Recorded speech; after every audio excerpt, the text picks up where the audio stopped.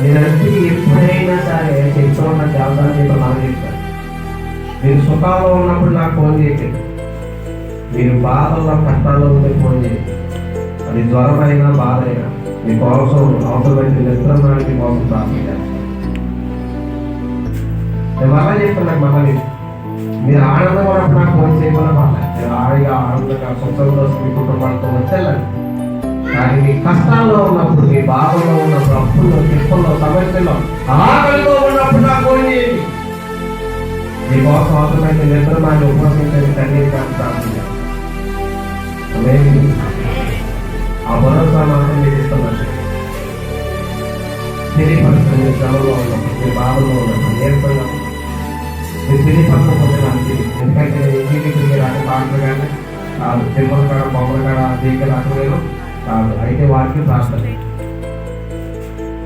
ఖచ్చితంగా మీ బాధ తీరేంత వరకు ప్రార్థన చేస్తాం. బయలుపడి మీ కష్టం తీరేంత వరకు ప్రార్థన చేస్తాం.